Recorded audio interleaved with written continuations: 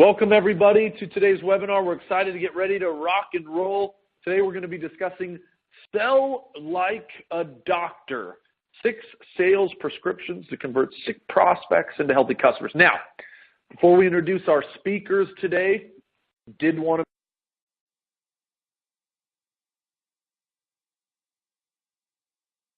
to make sure everybody gets comfortable. Want to play just a short video around great story, Pure Storage. I'll see you in just a second.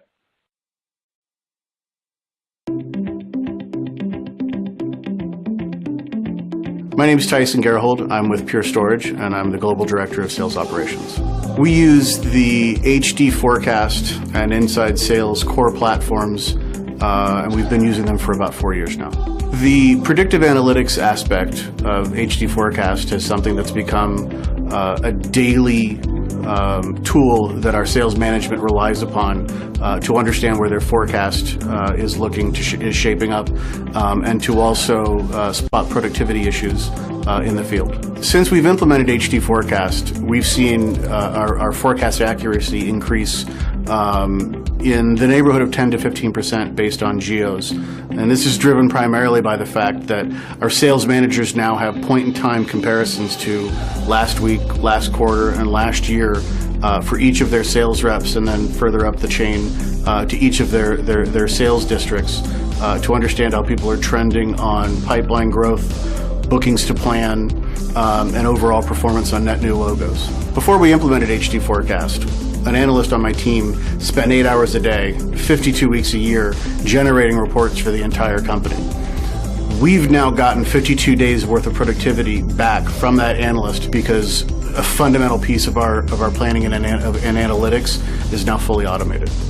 Inside Sales and HD Forecast makes my sales managers smarter, helps them to see around corners, and helps us as a business to be more effective in everything that we do.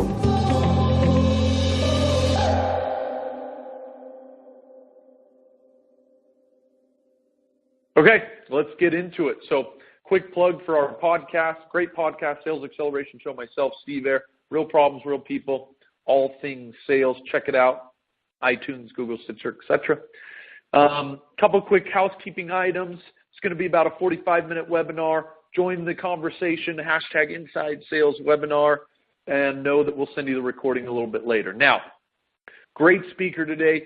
Actually, Jared, we did a podcast together. I know these guys. Great things they're doing over at PandaDoc. I'm Gabe Larson. I run what we call Inside Sales Labs. That's research best practices here at InsideSales.com. Now, Jared, maybe I can just turn it over to you and you can introduce yourself briefly.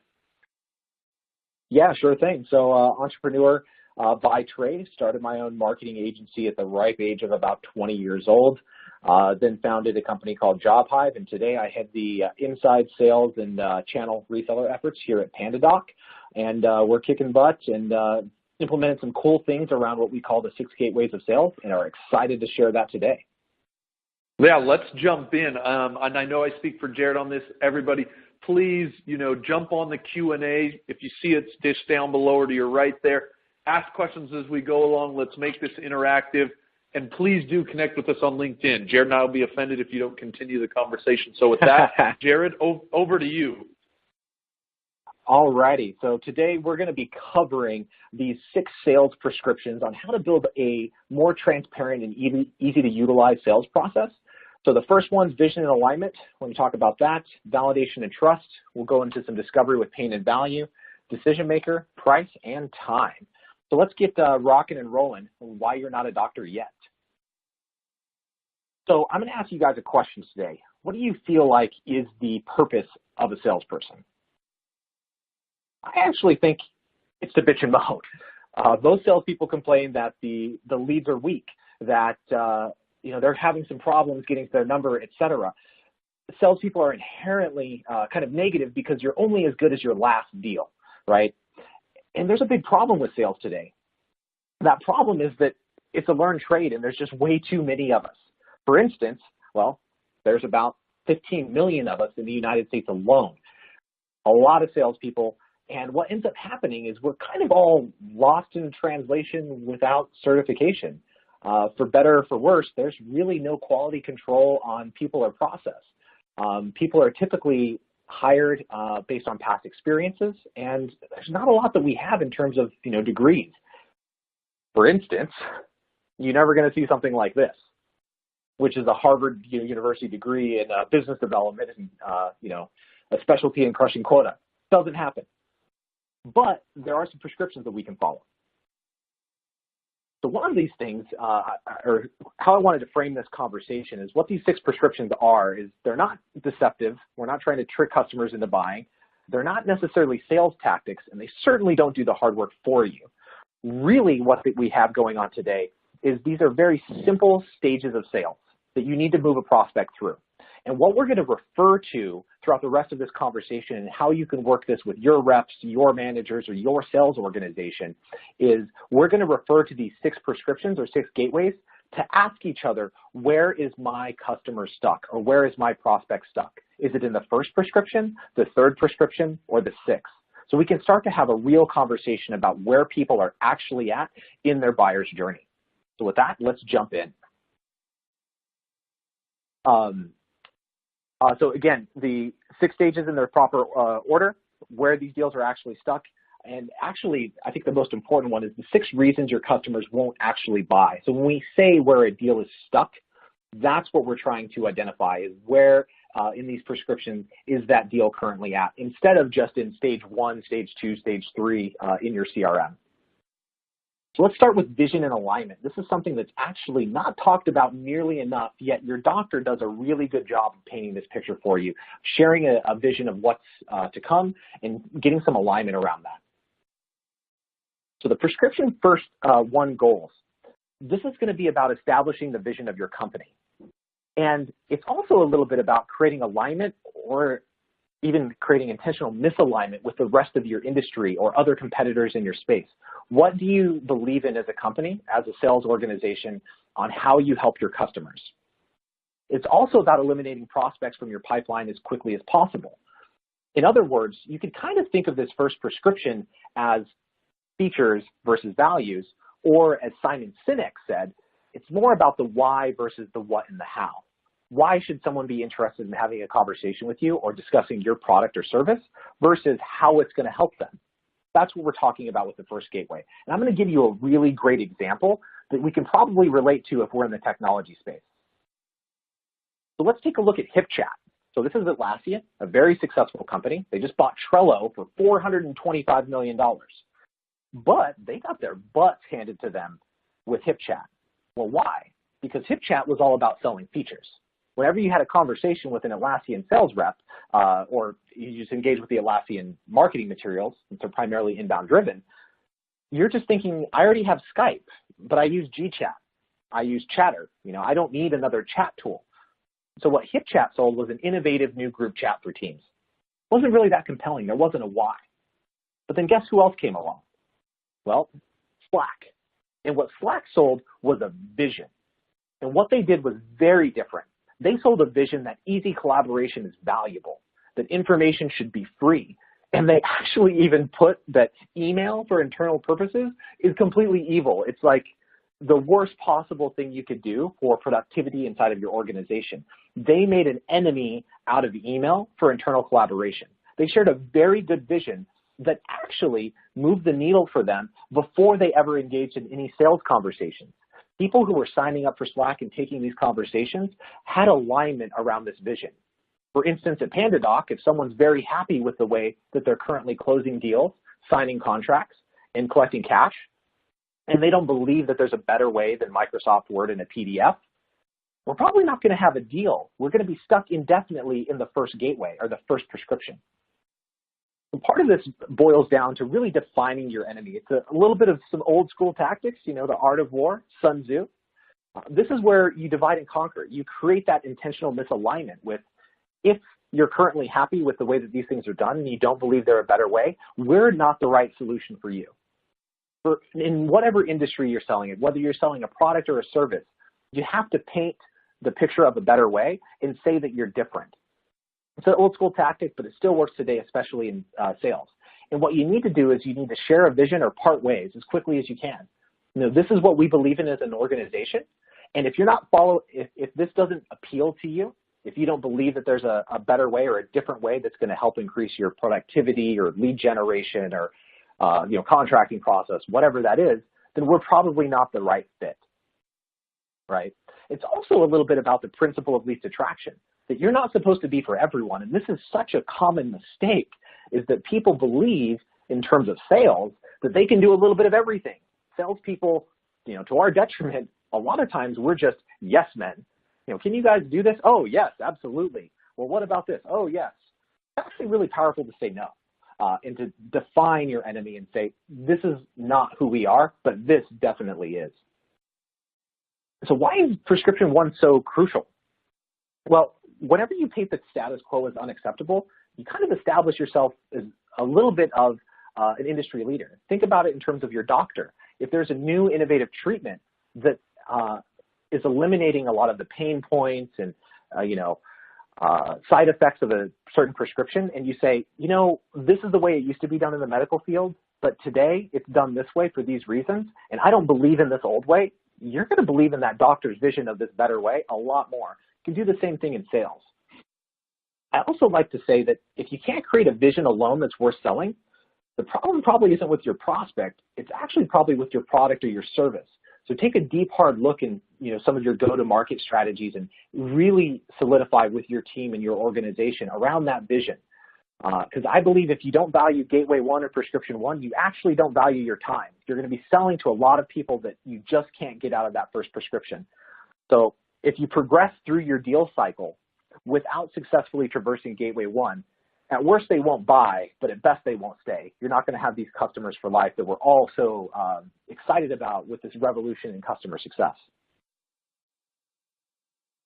So if you're still undiagnosed in Prescription 1 phase, here's a few questions for you guys to write down or take away from this presentation. Did you start with why in your sales conversations? Did you explain where your vision comes from to create alignment with your customer around that shared vision? Is there a mutual level of excitement around this better way? Do you guys share common enemies? Ask these questions and document them in your sales process. So when you're doing one-on-ones with your reps, or if you're a rep yourself, you can ask yourself those questions. Am I stuck in the first prescription? Yes or no? I think it'll help you answer that question. Now let's jump into the second phase, which is validation and trust, which is the most appropriate to discussing how we sell like doctors. And I actually think it's probably one of the most evaluated portions of a sales process. Because I think the biggest problem in sales comes down to trustworthiness. What do you guys think is the percentage of people that trust salespeople? Well, it's about 3%. Pretty terrible. I mean, that's up there. I think that's worse than politicians. I think it's worse than lawyers.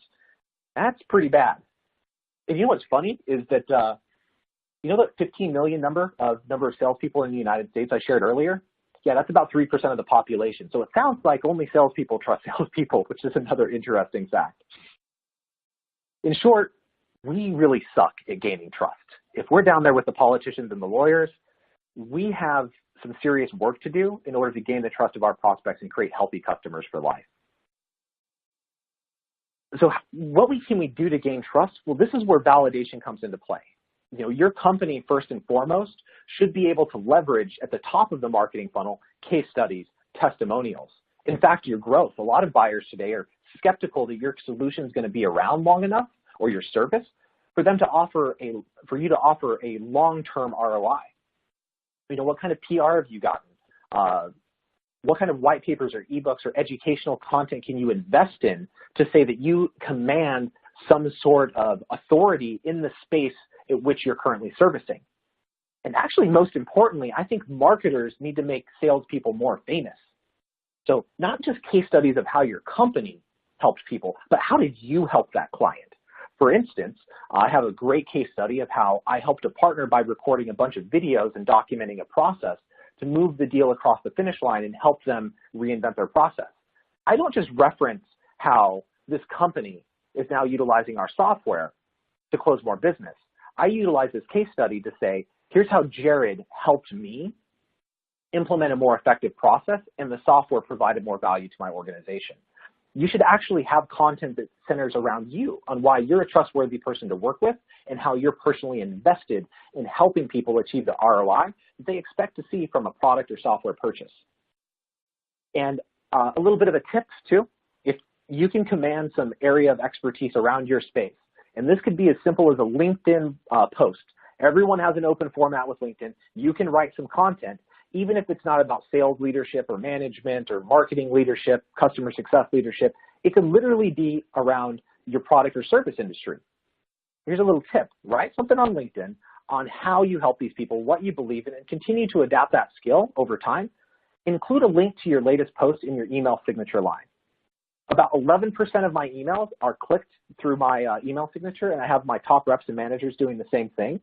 When people are consuming content about helping them in this space or helping them with their sales organization or whatever area you focus, you build some inherent level of trust because you validated, again, this is a validation and trust prescription, that you're someone who can be trustworthy in this space.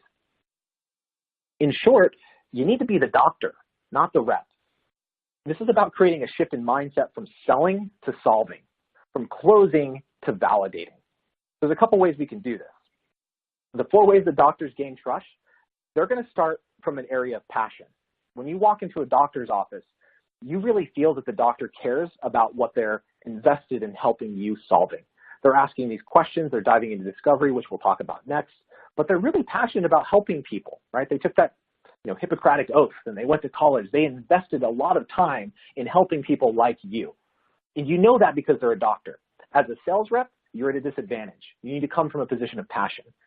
Doctors also utilize great facts. This is where your white papers and your ebooks and your case studies come into play on how you help organizations like the one you're selling to. Doctors are going to bring out previous stories and peer-reviewed papers, et cetera, on how this prescription, this surgery, this medicine, this whatever, and the chances of it actually affecting the outcome and producing a better result than you otherwise would have experienced without going to the doctor.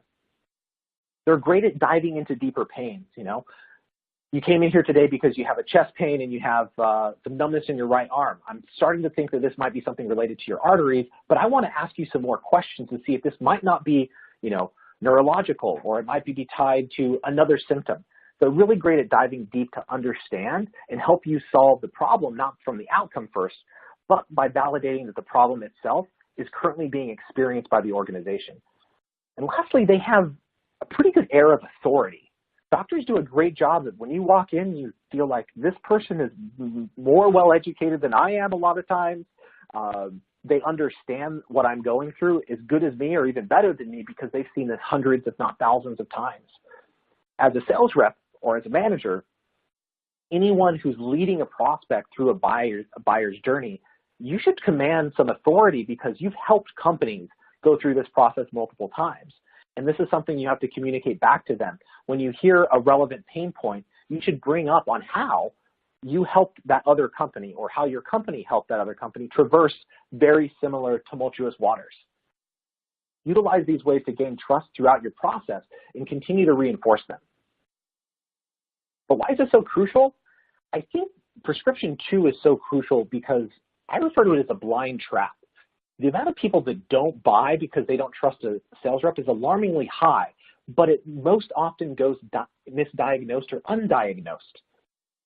If you ask a prospect straight up if they trust you, I'd be willing to bet that not a single person on the webinar today has asked a prospect or had a rep ask, do you trust me? It's a weird question to ask, and I'm not saying you should, but it's going to go undiagnosed. So it's something that you have to continually reinforce over a sales cycle and feel confident that you're not stuck in prescription 2. And I think it's one of those things that the more you start to practice in bringing out the rationale and the ways that a doctor utilizes validation to gain trust, the better you become at it. It's something you need to continue to work in your sales process. And diagnose. I believe that we've only had one call with the CIO. My champion I've had 4 calls with. My champion trusts me, but the CIO is the decision maker. I need to earn her trust. These are the things that we should be talking about in our one-on-ones, in our sales review calls, in our opportunity or pipeline reviews. We need to focus on trust and gaining trust of the people who will be making that purchasing decision, not just our champions. So I think we too often get caught up there. It's akin almost to coming in with a a husband and a wife and a child, or a parent and a child relationship, where the person who might be your champion to push someone across the line may not actually be the person making the decision. Doctors do a great job at ensuring that if it's a family decision about an operation, a prescription, etc., that the family's bought in, that you've gained trust with multiple stakeholders. So are you still undiagnosed? Here's some questions. Have you shared content that helps highlight your personal ability, not just your company's, to help your clients? Are your clients' wins referenceable? Can you actually hand a current prospect to an existing customer to say, hey, Joe, I'd like you to meet Susan from Acme Co. We helped her go through a similar situation that you guys are going through. Feel free to reach out and see how that impacted their organization. And lastly, do you believe yourself?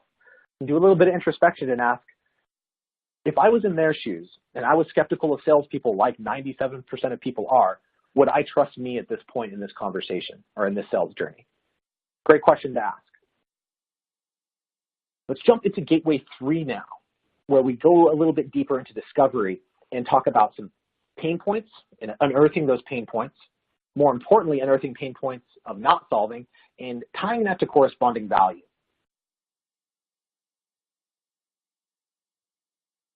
So I think there's a lot of mistakes that you can make in using Prescription 3. I think a lot of people today, they do what I call feature pitching, or in short, they show up and throw up, right? You get a warm prospect that has some interest in your solution out of the gate, and the first thing you try to do is sell them or pitch to them all the ways that you can help them, right? Or all the things that your product or service does. That's the easiest mistake. We need to step back away from this and reframe the conversation in this pain and value prescription state. So how do we do that? Well, what we need to do is discover, understand, and communicate 3 types of pain. This is pain that's currently being experienced by the customer. So this involves asking questions about what's wrong with their process, what are their goals, what are these things that are standing in the way of them hitting their goals. And these could be current goals, future goals, growth objectives, etc. What are those pain points surrounding that process and getting from A to B? The second thing is, what happens if you don't hit those goals? What happens if you miss those targets? What happens if these pain points go unsolved for a quarter, 6 months, 1 year, 2 years? What happens then, right? And asking and diving deeper into, well, if this is something that you don't solve in the next year, what would that look like for your organization? It's going to help you understand whether or not A, you have a deal, but B, help them internalize the pain of not adopting a solution. This would help motivate some buyers to create some action. And lastly, you should also discover, understand, and communicate the pain that your solution does not solve. It's just as important to identify when you're going through this discovery process and point out, okay, you talked about these 3 types of pains, A and B, this is what we're here for to solve. C, though, I'm going to be perfectly honest with you. It's not something that's a core area of focus for our business, and I don't believe our solution is going to help you achieve that objective. You need to be very transparent about these 3 types of pain throughout your discovery process in Prescription 3 of pain and value. Because one of the things that you need to do is not only become the doctor, but you really need to become the consultant. And that's really what a doctor is. The doctor's discovering your pain and consulting you on potential outcomes and solutions to get from A to B. Because one of my favorite sayings is that suggestions are easy, but they're also worthless. I could suggest to you guys all day long on how to optimize your sales process and increase rep productivity and reduce lead response time, all of these things. But the more important thing is actually making recommendations. Recommendations are hard, but they're invaluable. And that's why I have this logo up here with this company called Avanade. I bet not many people are familiar with Avanade. They're a jointly owned company by Accenture and Microsoft. And they charge big bucks. We're talking multi-million-dollar contracts for coming into organizations, doing deep discovery into pain points, long-term growth objectives, and solving those solutions by making hard recommendations and actually changing the business. This is an organization that's actually a change agent for the enterprise, for the Fortune 500 companies. And because they do such a good job at pain and value of becoming a consultant, their recommendations are hard, but they're invaluable. That's what we need to do a better job at, is when we see something wrong with our organization or our client that we're working with, a prospect, we need to be able to come on strong and say, because of these pain points that you're experiencing, we're going to make some tough recommendations to help you solve those in a timely fashion. And that needs to come from an experience of being someone like a consultant, like a doctor, a trustworthy figure. Another side point here is that what's the most powerful word in sales? When you're going through this pain and value process in this prescription stage and you're unearthing some of these things, sometimes you're going to find, like I mentioned, some things that you can't really solve for. And more often than not, it's much better just to say, no, we can't solve that, or no, we can't do that, or no, I'm not going to recommend that you move down that path. This ties back to, again, us being too easily susceptible to becoming yes men or yes women, where we want to say that, yes, we can solve that pain, or yes, that's a great idea if the client's making some absurd suggestion on how they might utilize your tool, software, or service. We need to be much more clear whenever we have a firm no, and that it goes against our recommendation. Whenever you ask a doctor flat out if there's something you should do, the doctor's going to tell you no. For instance, you might have a knee injury. Hey, doctor, my knee's feeling a little bit better. I know I'm only in week 2 of recovery, but I want to go for a run next week. What's the doctor going to say? He's going to say, no, you cannot. And guess what? Most of the time, you're going to listen. That's the goal of discovering that pain and value, so you can make these hard statements like, no, you should not do that. My recommendation is not to. I think what you don't solve is just as important as what you do.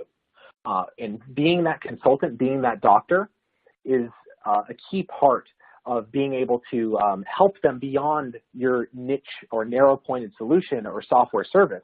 It's actually being able to make recommendations as it's tied to ancillary things around that sales process.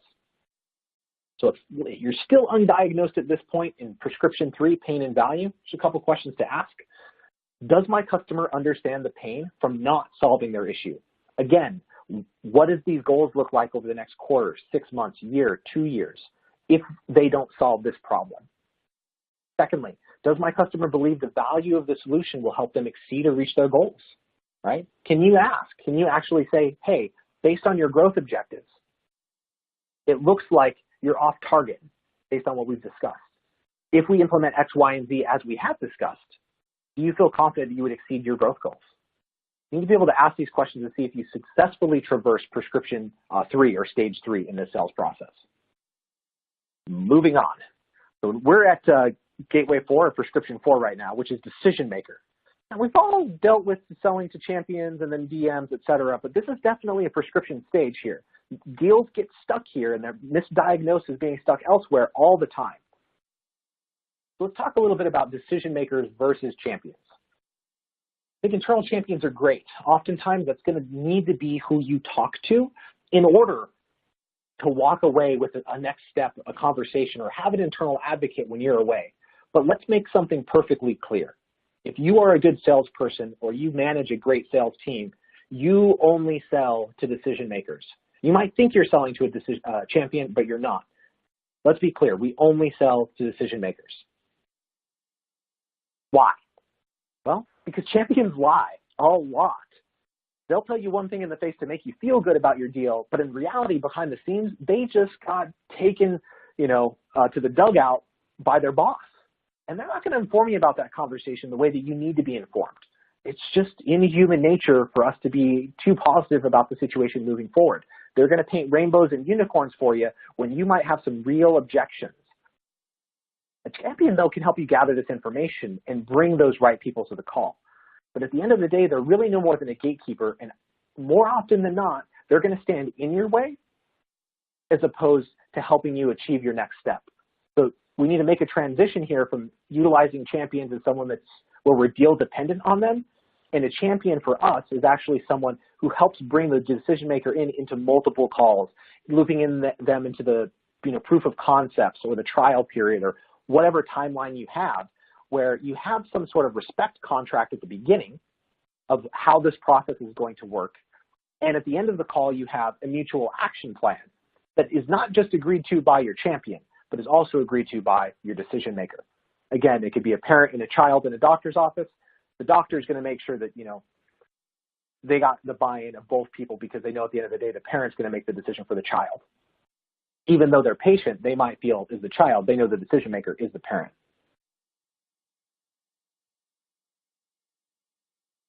Another way to decide who's actually a champion versus who's a decision maker, there's some questions that we can ask here and dive a little bit deeper. And you can ask some really cool questions here that's different than who has purchasing authority, because that sounds really offensive. You can ask some questions like, how are your goals set in your organization? If you find out who's setting goals, you typically find out who has the most authority. Champions try to hit goals, decision makers create them. It's a big difference here.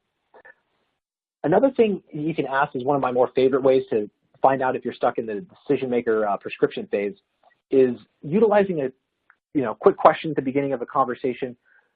In order for this solution, product, or service to work, who would need to be looped in to make sure that this is a success, right? So then you might have some external stakeholders or users, but you'll also find that you're going to find out who that person is that is actually the decision maker. Looped in is a harmless phrase that should get you the information that you need.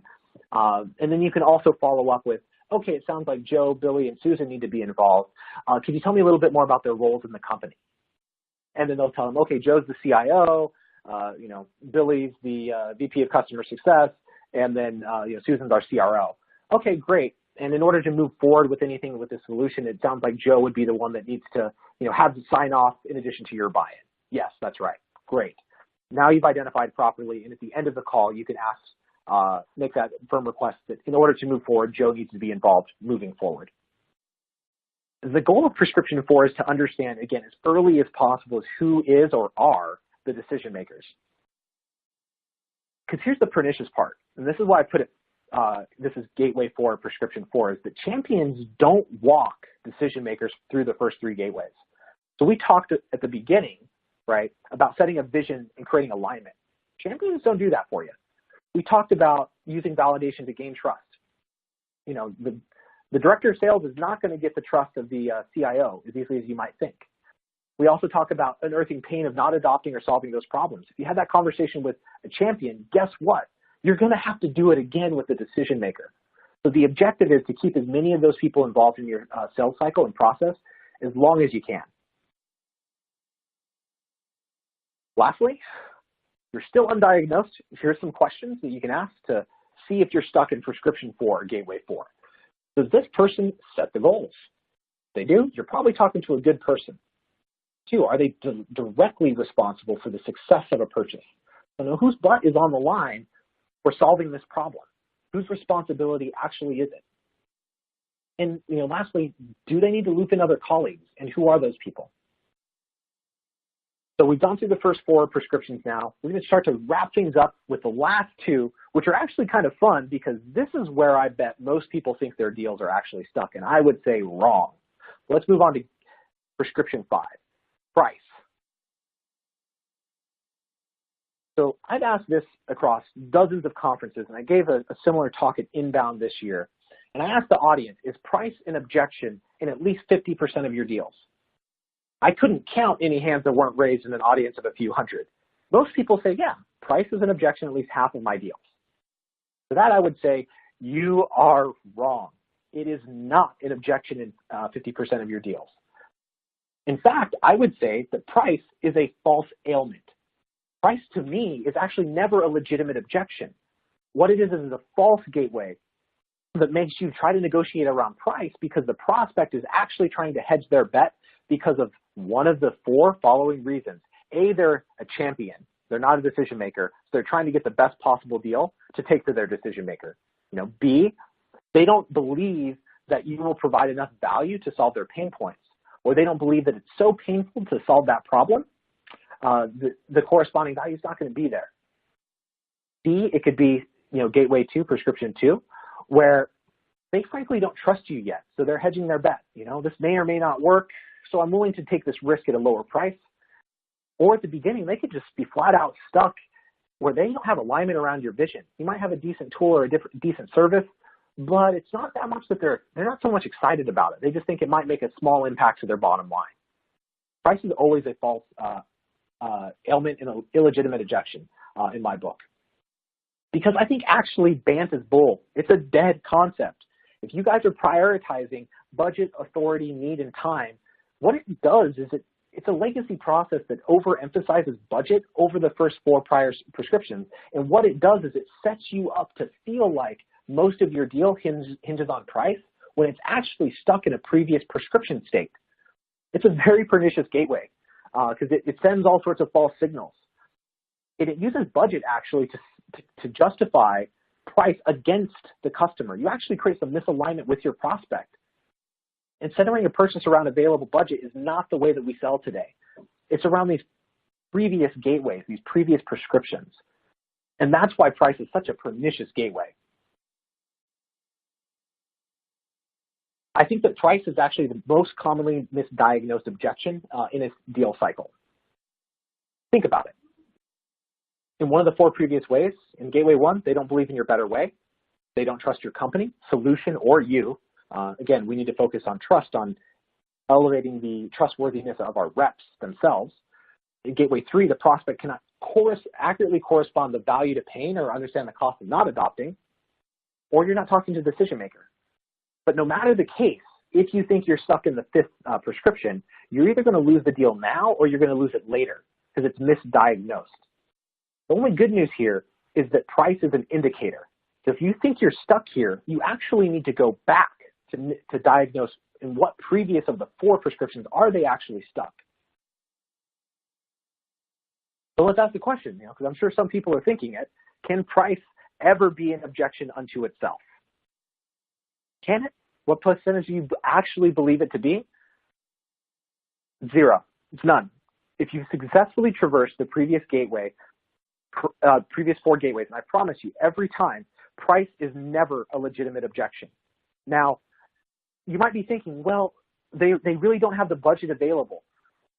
Well, let's think about it. If they don't have the budget available, but they're going to miss their sales targets, and your solution has the ability to help them hit them, what price is not worth it? You're actually going to be stuck in Gateway 3 in that instance. You're not actually stuck in Gateway 5. It's the wrong conversation to have to try and discount or argue on price. What you need to have is a further conversation around 3, pain and value. That's where that objection is actually stuck. You're never going to be stuck here, and you need to work on this with your reps in your sales organization. Because if you think you're still misdiagnosed here, no, you're wrong. You're never stuck in the 5th prescription. Never. All right.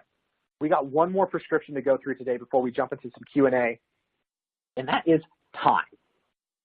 Time, the 6th gateway. This is when we're going to close the deal. This is when we're at the finish line.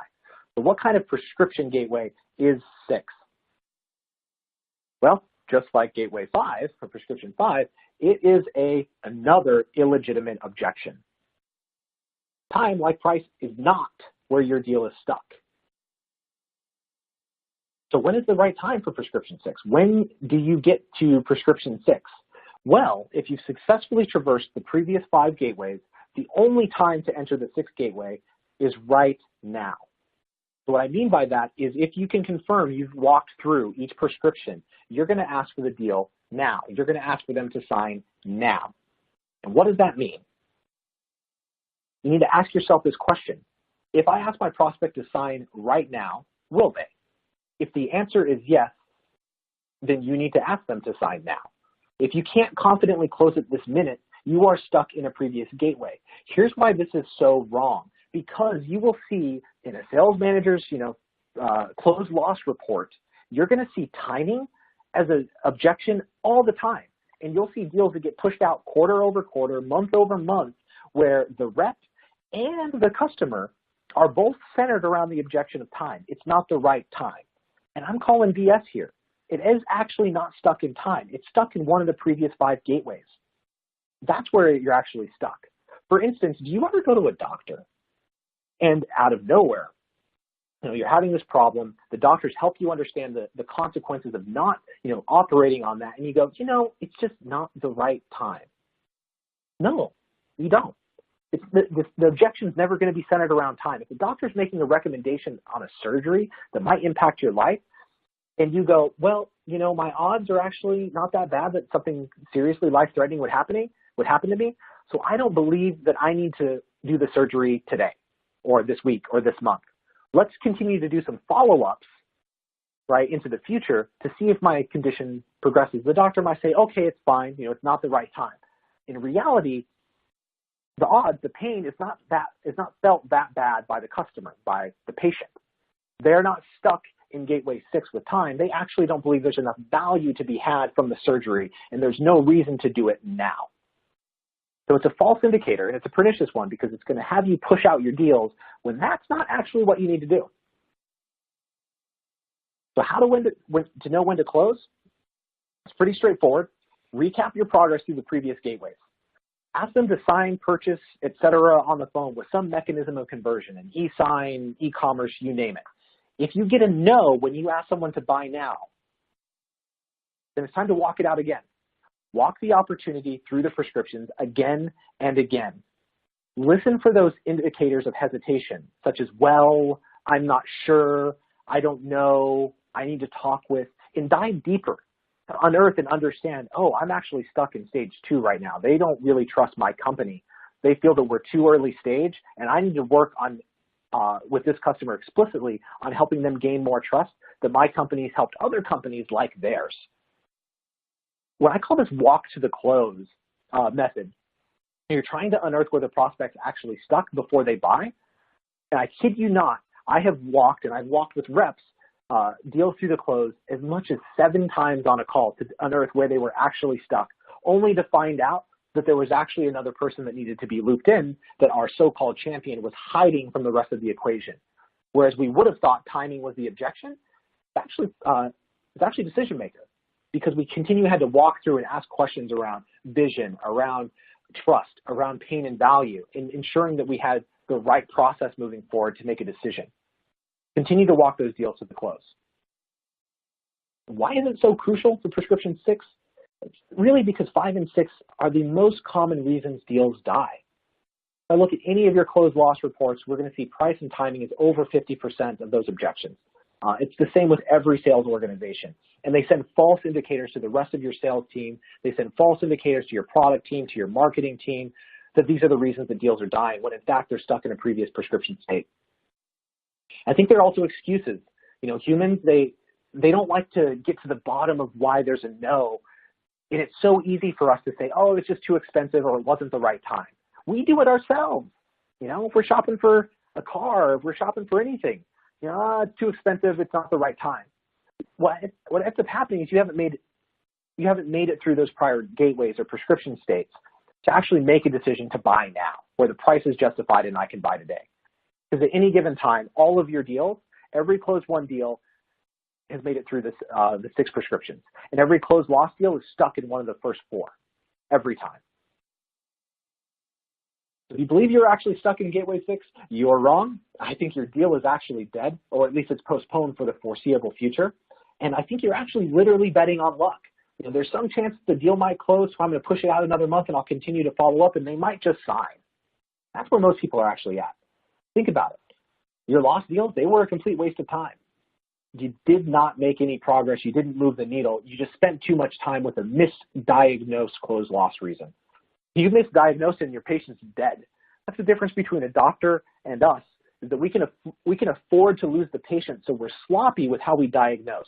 And we need to create a fundamental change in how we think about that and stop using price and time as this, false crutch for us to lean on why we push out a deal, or why we have a closed loss report that just does not seem to reflect reality. We can't let our patients die anymore because those are our clients. And if we actually care about helping them, we're going to diagnose where they're actually stuck. So, in short, treat your deals like your patients. Don't kill them. Don't misdiagnose. Understand what prescription state they're in, and create some alignment around these 6 prescription states in your sales team, and ask these questions. Where's my deal stuck? What gateway? What prescription state are we actually in? And walk your team members through this. Do this as a collaborative exercise. You're going to create a lot of value around this in your sales organization, and it's going to help you tremendously in your process. So the quick recap, we have the 6 prescriptions of sales. They're simple. You don't need to make this harder than it needs to be. Sales is really simple. There's way too many conflicting, books, ideas, etc. If you align around the 6 prescriptions of sales, they're going to apply to every single deal without exception. With the 6 prescriptions of sales, you'll convert your prospects into healthy customers. So thank you guys so much for jumping into the webinar today and joining us for the 6 prescriptions of sales. Gabe, let's jump it on to the next phase and see if we have any Q&A. Yeah, let's do it. We've got a little bit of time, Jared. Fascinating. A lot of content, you guys. I love the prescription. You are looking right here at kind of one of the takeaways might be advantageous. It's a sales enablement ebook. We've got a couple others that we did want to throw out to you. You can grab those in the resource. That ebook from Jared and Panadoc is going to be fantastic. We got a sales process cheat sheet that you can kind of noodle on. But let's just see if we can go into briefly a couple Q&A, Jared, and then we'll wrap this up. So one question that came in, you mentioned the Simon Sinek and you hit the why, and the question, I thought it was fun, was, how do you, it's easier said than done, any coaching on how do you actually do it? How do you come up with your why if you're stuck in your what and your how?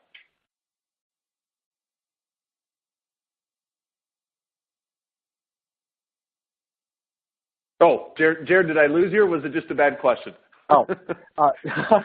We got accidentally muted somehow. Okay, so you need to go up the funnel. You need to go up the funnel and go from your features, which are at the bottom. Here's my features, and maybe even below the funnel, here's the value that those provide, and go, why does that matter? I think the example with HipChat and Atlassian, Slack is actually very, very appropriate to any organization. Why does it matter? And if you're stuck with trying to internalize your own, think about it from the perspective of your enemy and create your why from that. Well, we don't believe the same thing as this service company. Well, what do they believe? How do they go about running their business that you're so fundamentally different? Or we don't believe in building a product this way. Well, why don't you believe that? Well, it's inefficient. It takes too much time. It does all of these different things. Okay, so you guys believe that there's a better way for this. And it could be as simple as, we believe there's a better way to create and send documents. Great. We created an enemy out of Adobe PDF, right? That's our enemy. If you're utilizing that and you're happy with it, you don't think there can be a better way, we're not the right fit for you. It can be very simple. You don't need to over-engineer it. I would say start with your enemies, what you don't believe in, and try to articulate why you're different or why your company exists as a result. And that's a pretty good foundation for building that foundational vision and alignment statement. Love it, man. Love it. Okay, couple more. Let's see if we can get at least two more. So this one's coming from Michael. Michael, I'm going to throw this one out to Jared for you. So he says, let's say there really is no difference between your solution and the one that they're currently using. No real pain points, using some of your words. So what's wrong with negotiating on price to get the account? I think in terms of the deal, there's nothing wrong with negotiating on price to get the deal. But you're going to have a problem, is that you're going to be continually undercut potentially by other market players in the space, and you're not going to have those customers for life. So one of the things that I said, at best they might not buy, but at worst they won't stay. I think that's where you're actually at. You haven't internalized those previous gateways or those previous prescriptions, and that person's actually much more likely to churn or to seek an alternative than otherwise would. So yeah, you might be able to negotiate on price and close a deal when there really isn't a difference between you and a competitor, but you're going to have a lot harder time making that person stay or see the really the positive ROI that your solution could provide. So I wouldn't say it's the end of the world to do that, but you're not going to have those customers for life, which can create some customer success misalignment in your organization. Got it. Yeah, I think there's sometimes you go with price and you end up, you may win it at first, but you almost lose in the long run. It's always a battle on kind of the value conversation. And you're in a position of weakness, here. Actually. Yeah, because you get to that place. Here's another question for you. So you talked about sharing content, really about highlighting your personal ability and your expertise. Had a question come in. You mentioned LinkedIn. People are always looking for ways to establish themselves as experts or thought leaders. Again, you mentioned a little bit about LinkedIn, but is there any other prescriptive elements you would give to kind of help people establish them being experts? So one of the easiest ways, if you're having difficulty coming up with content on your own, let's say, writing something on a LinkedIn blog post, is to do some prospective interviews with either the top performers on your team or your management or your leadership, or other people in your field or your space. So that's one of the easiest formats to go, okay, I want to bulk up my ability to seem trustworthy in this specific area. Seek out and find other people that are doing just that in that area, and lead them through a Q&A session and ask them, hey, I want to write a post on this, and I'd love to ask you some questions and get your insights, and I'll attribute you and link back to your website. Do you mind if we have a 10, 15-minute conversation around this topic so I can write about it? And then you can publish that as an interview with this person for this reason. And you're going to learn something in the process. You're going to publish some content that's hopefully valuable to your prospects and your customers. But at the end of the day, you're getting some content out the door that doesn't involve you having to scratch at your head and figure out content and have writer's block for hours on end. In a 15-minute conversation, you can walk away with some really great content that you can utilize for a little bit of social selling and establishing yourself as a thought leader in your space. I love it. Okay. Well, I think those are some fantastic ideas. So with that, Jared, really appreciate it. There's some other questions. Again, please continue the conversation. I know Jared's active on multiple social media platforms. Grab us both on LinkedIn. You'll offend us if you don't. And with that, let's get at it. Have a great afternoon. Happy New Year, guys.